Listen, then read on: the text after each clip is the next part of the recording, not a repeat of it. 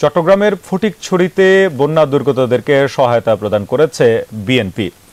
রোববার ফটিকছড়ির সোয়াবিল এলাকায় কেন্দ্রীয় বিএনপির সাবেক সাংগঠনিক সম্পাদক, চট্টগ্রাম মহানগর বিএনপির সাবেক আহ্বায়ক ডাক্তার সাদাত হোসেন এবং চট্টগ্রাম মহানগর বিএনপির সাবেক সদস্য সচিব আবুল হাসান বক্করের নেতৃত্বে ত্রাণ বিতরণ করা হয়।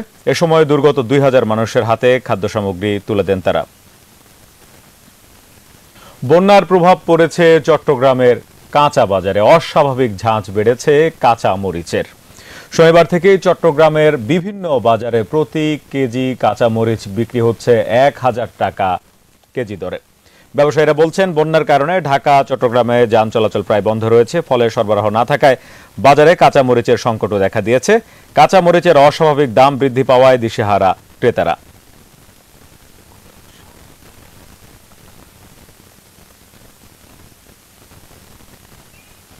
চট্টগ্রাম মেডিকেল কলেজের অধ্যক্ষ ডাক্তার শাহেনা আক্তারের পদত্যাগের দাবিতে আন্দোলন করছেন শিক্ষার্থীরা। গত কয়েকদিন ধরে তার পদত্যাগের দাবিতে অবস্থান কর্মসূচি ও বিক্ষোভ মিছিল করছেন চট্টগ্রাম মেডিকেল কলেজের সাধারণ শিক্ষার্থীরা। সকালে চট্টগ্রাম মেডিকেলের শতাধিক শিক্ষার্থী কলেজ একাডেমিক ভবনের সামনে অবস্থান নিয়ে অধ্যক্ষের পদত্যাগ দাবি করেন। শিক্ষার্থীরা জানান, কোটা সংস্কার আন্দোলন এবং পরবর্তী সময়ে এক দফার আন্দোলনের সমর্থন দেননি ডাক্তার শাহেনা আক্তার। দাবি আদায় না হওয়া পর্যন্ত শিক্ষার্থীরা বিক্ষোভ কর্মসূচি চালিয়ে যাবেন বলে ঘোষণা দেন তারা।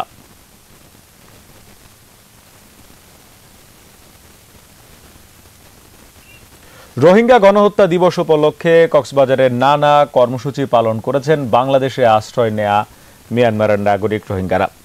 সকাল 10টার দিকে বৃষ্টি উপেক্ষা করে উখিয়ার বিভিন্ন ক্যাম্পে হোপ ইজ হোম ক্যাম্পেইন পালন করেন তারা। এ উপলক্ষে আশপাশের ক্যাম্প থেকে লোকজন খেলার মাঠে জড়ো হন।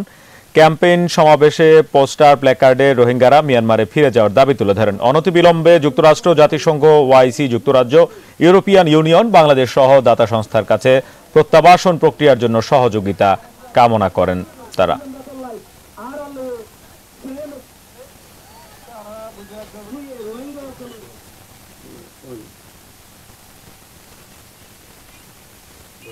বন্যা দুর্গত ফেনীর পরশুরামে পানিতে ডুবে যাওয়া মুমূর্ষু শিশুকে উদ্ধার করে হেলিকপ্টারে ঢাকার সিএমএইচে ভর্তি করা হয়েছে।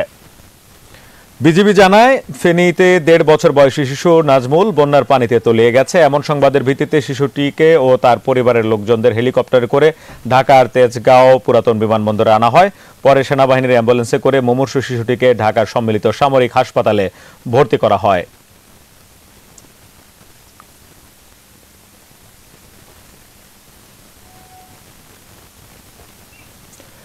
আওয়ামী লীগ সরকারের প্রভাবশালী নেতাদের নাম ভাঙিয়ে যারা ভূমি দখল করেছিলেন তাদের বিরুদ্ধে মানববন্ধন করেছেন ভুক্তভোগীরা।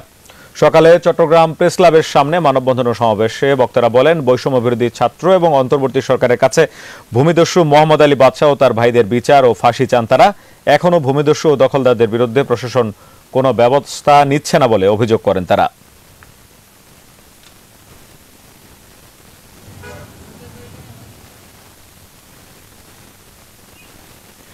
গত কয়েকদিনের টানা বৃষ্টি ও পাহাড়ি ঢলে খাগড়াছড়ির তলিয়ে যাওয়া বিভিন্ন এলাকা পরিদর্শন ও দুর্গতদের মধ্যে ত্রাণ বিতরণ করেছে সেনাবাহিনী। সকালে এসব এলাকা পরিদর্শন করেন 24 আর্টিলারি ব্রিগেডের Guimara region commander brigadier general Mohammad Raisul ইসলাম।